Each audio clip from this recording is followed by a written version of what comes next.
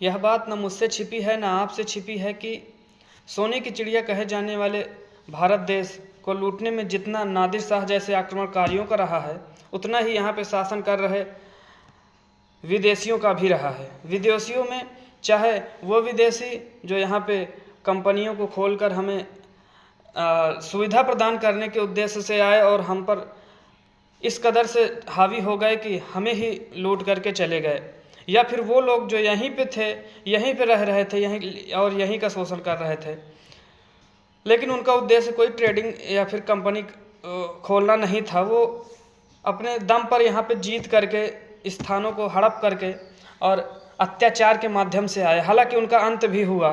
सत्य की सदैव जीत होती है, यह हमने और आपने श्रीमद् भगवत गीता से सीखा है। मैं आपको एक बात स्पष्ट कर देना चाहता हूँ कि जो भारत देश है, हिंदुस्तान है, हिंदुस्तान में केवल एक ही धर्म तो मैं नहीं कहूँगा, लेकिन यहाँ पे असल में आप जानते हैं गुजरात के एक पहले सिंध प्रांत हुआ करता था। सिंध इसलिए कहा जाता था क्योंकि सिंधु नदी वहाँ से बहती थी। तो सिंधु नदी के उस पार यानी अफ़गानिस्तान के उधर साइड के जो लोग रहा करते थे, वो कहते थे कि जो सिंधु नदी है उसे हिंदू बुलाते थे। और चूँकि यहाँ सिंधु नदी के स्थान पर जो लोग रह रहे हैं उन्हें सिंधुस्तानी यानी हिंदुस्तानी बुलाया जाने लगा, और सिंधु नदी के इस तरफ वाले स्थान को हिंदुस्तान उनके द्वारा बुलाया जाने लगा। तो इस हिंदुस्तान में जितने भी लोग रह रहे थे, वो चाहे किसी भी धर्म जाति के हों, उन्हें हिंदू ही कहा जाता था। परंतु जैसे अरब और तुर्क का यहाँ पे हमला हुआ, मैं देश का नाम ले रहा हूँ, तो उस हमले के बाद से जिस प्रकार से कन्वर्जन हुआ, उस प्रकार से यहाँ पे लोगों ने अपने अपने धर्म को परिवर्तन किया, या तो मजबूरी में आके या फिर पैसे की लालच में आके। कुछ ऐसे कारण रहे जिसके कारण लोगों ने अपने धर्म को परिवर्तित किया। धर्म परिवर्तन एक बहुत ही बड़ा एजेंडा बन करके राजाओं को लाभ देने हेतु कार्यरत सिद्ध हुआ। दोस्तों, आज के हम इस वीडियो में जानेंगे कि किस प्रकार से जो अंग्रेज़ों ने अपनी सूरत में खोली गई पहली फैक्ट्री 1612 ईस्वी से लेकर के 1935 के एक्ट तक जिस प्रकार से हम पर अत्याचार किए, हम पर किस प्रकार से उन्होंने शोषण किया, क्या उनकी स्ट्रेटजी रही, इस चीज़ों को हम समझेंगे। मैं आपको ये भी आश्वासन दिला देना चाहता हूँ कि कुछ चीज़ें होती हैं जिन्हें हमें जान लेने की ज़रूरत होती है। जान लेने का अर्थ यह होता है कि हम उन्हें जान लें, इसलिए जान लें क्योंकि हमारी जानकारी के लिए ज़रूरी है। हमारे मस्तिष्क पटल खुलेगा, दिमाग खुलेगा, नेत्र खुलेगी। और कुछ चीज़ें ऐसी होती हैं जिन्हें जान लेने की ज़रूरत नहीं होती है, परंतु फिर भी एग्ज़ाम में पूछे जाते हैं और हमें मजबूरन पढ़ना पड़ता है। इसलिए मैं अपने बात को यहीं से शुरुआत करता हूँ। मैं बता देना चाहता हूँ कि मेरा नाम अंश है और मैं आपको इस तरह के एजुकेशन से रिलेटेड वीडियो प्रोवाइड करता हूँ जिसके माध्यम से आपको कुछ नया नया सीखने को मिलता है। और आपके ही फीडबैक पर मैं ये बात का खुलासा करना चाहता हूँ कि आप लोगों ने जिस प्रकार से मुझे सपोर्ट किया और कहा कि मेरे बताने के तरीके से आप बहुत अच्छे से समझ पाते हैं, तो यही एक मोटिवेशन है जो मुझे अगले वीडियो को बनाने के लिए प्रेरणा देता है। चलिए शुरू करते हैं। दोस्तों, हमारे देश में सबसे पहले पुर्तगाली आए, वास्को डी गामा, जिसने भारत की खोज की। असल में ये बात गलत है कि भारत की खोज नहीं की, भारत आने वाले समुद्री मार्ग की खोज की थी। उसने भारत की खोज नहीं की, भारत पहले से ही था, भारत अनंत कालों से था। फिर वास्को डी गामा जो यहाँ पे आया तो मसालों का व्यापार केरल से स्टार्ट किया, कालीकट में उतरा था। उसके बाद धीरे धीरे फ्रांसीसी आए, डच आए, डेनिश आए और ब्रिटिशर्स आए। हम ब्रिटिशर्स के बारे में पढ़ेंगे क्योंकि उनके द्वारा ही हमारा आज का जो नियम कानून संविधान के जो अनुच्छेद हैं वो सब उन्हीं के अनुसार, उन्हीं के चार्टर्स को मॉडिफाई कर करके आज के जो राष्ट्रपति हैं, प्रधानमंत्री हैं, गवर्नर हैं, इन सब चीज़ों को लाया गया। और उनका बहुत बड़ा रोल है, हमारे देश को आज भी चलाने में उनका बहुत बड़ा रोल है। हालांकि डायरेक्टली रोल नहीं है, लेकिन इनडायरेक्टली उनका बहुत बड़ा रोल है। देखिए, बात को समझते हैं हम 1707 के बाद से।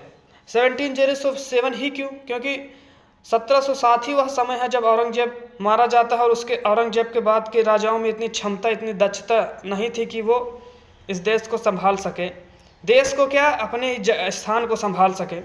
क्योंकि वो लोग अत्याचार वहीं से स्टार्ट हो गया था कि औरंगजेब की लाश 6 से 7 दिन तक पड़ी थी और उनके भाइयों के बीच यही इसी बात का डिसीजन हो रहा था कि राजा कौन बनेगा। तो आप यहीं पे समझ सकते हैं, अंदाज़ा लगा सकते हैं कि पिता की मृत्यु हुई है और वहाँ पे सत्ता हड़प लेने की चाह ज़्यादा है। इस कारण से इन सब लोगों का पतन ही हो गया।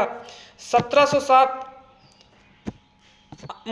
मुगलों का अंत कहा जाता है, परंतु फिर भी बहादुर शाह जफर तक मुगल यहाँ पे एक स्थानित स्थान पर रहे, मतलब लाल किले तक ही सीमित रहे। दोस्तों, अंग्रेजों ने 1757 के बैटल ऑफ प्लासी के युद्ध में सिराजुद्दौला के खिलाफ जो जीत हासिल की, उससे उनका मनोबल बढ़ा। मनोबल बढ़ने के कारण ही 1764 एक ऐसा दौर था जब अंग्रेजों ने पूरी स्थिति को ही पलट दिया। 1764 के पहले भारत की जो इकॉनमी थी वो बढ़ रही थी, लेकिन 1764 के बाद वही इकॉनमी तेज़ी से घटने लगी। कारण सुनिए, 1764 में जब बक्सर का युद्ध हुआ, जिसमें इलाहाबाद की संधि की गई। इलाहाबाद की संधि इसलिए क्योंकि बक्सर के युद्ध में तीनों राजा हार चुके थे। इलाहाबाद की संधि में बिहार, बंगाल और उड़ीसा, ये 3 ऐसे प्रांत थे जहाँ की दीवानी राइट्स अंग्रेज ले लिए। दीवानी राइट्स वो राइट्स होते हैं जो दीवानी राइट्स का मतलब ये है कि जो प्रजा के द्वारा धन कर जो है टैक्स इकट्ठा किया जाता है, वो अब अंग्रेजों द्वारा इकट्ठा किया जाने लगा। अंग्रेजों के पास टैक्स भरपूर मात्रा में आने लगा। अंग्रेजों ने उस टैक्स का इस्तेमाल करके अपने जो उनके लिए जो कार्य कर रहे थे, या तो हिंदुस्तानी हो या फिर वहाँ के जो सैनिक थे, उनको पेंशन और वो सैलरी देना स्टार्ट कर दिया। वही पैसे से अंग्रेजों ने यहाँ के कच्चे माल को खरीद करके वहाँ ब्रिटेन में या फिर यूरोप के अन्य कंट्री में सप्लाई करने लगे, और फिर यहीं के पैसे का इस्तेमाल करके यहीं की चीज़ें बाहर भेजने लगे। इस तरह यहाँ की आर्थिक व्यवस्था घटने लगी। दोस्तों, इस बात को आप समझ लीजिए कि 1764 वो दौर था जब एक इशारा मिल गया था अंग्रेजों को कि भारत को हम लूट सकते हैं, एकदम से 100-200 साल में हम उसे एकदम से खंगोल सकते हैं, वहाँ पूरा धन को निचोड़ सकते हैं। उसके बाद 1764 में इन लोगों ने जब ऐसा हुआ कि बंगाल, बिहार और उड़ीसा के इन्होंने वो कर ली, और फिर उसके बाद एक बात और सुनिए इंटरेस्टिंग, पुर्तगाली भी यहाँ शासन कर रहे थे। पुर्तगालियों से इन्होंने दहेज में बम्बई ले लिया। तब का बम्बई गुजरात, महाराष्ट्र सब मिला करके आता था। उसके बाद इन्होंने यहाँ का जो मद्रास था, मद्रास को किराए पर ले लिया। वहाँ के राजा से कहा कि आप मद्रास किराए पर दे दीजिए। अब आप समझिए, सबसे बड़ा बंगाल, उसके बाद इधर जो बॉम्बे है और ये मद्रास, ये 3 ऐसे किनारे थे जहाँ पर ब्रिटिश का डायरेक्ट कंट्रोल हो गया। डायरेक्ट कंट्रोल होने के कारण वहाँ के अलग अलग गवर्नर चुन दिए गए। Governor of Bengal, governor of Madras और गवर्नर ऑफ बॉम्बे। गवर्नर चुने जाने के बाद इतना भ्रष्टाचार हुआ कि वो जो जितना पैसा कमाया जा रहा था, जितना फ़ायदा हो रहा था, वो सारा फ़ायदा कंपनी में ना जाने कहाँ किन भ्रष्टाचारियों के हाथ चला जा रहा था। इस चीज़ को देखते हुए वहाँ के जो राजा थे, मोनार्क जिन्हें कहा जाता है, हालांकि मोनार्क क्वीन एलिजाबेथ थी, उन्होंने ये निर्णय लिया कि हम कंपनी को रेगुलेट करेंगे। रेगुलेट मतलब उसकी पावर को कम या धीम, जैसे फैन में रेगुलेटर नहीं होता कि ऐसे धीम कर दो, तेज कर दो, वही बोला उन्होंने कि रेगुलेट करेंगे हम उन्हें। सबसे पहले 1773 में पहला रेगुलेटिंग एक्ट लाया गया। वीडियो बहुत लंबी हो चुकी है, उस रेगुलेटिंग एक्ट के बारे में हम आगे चर्चा करते हैं।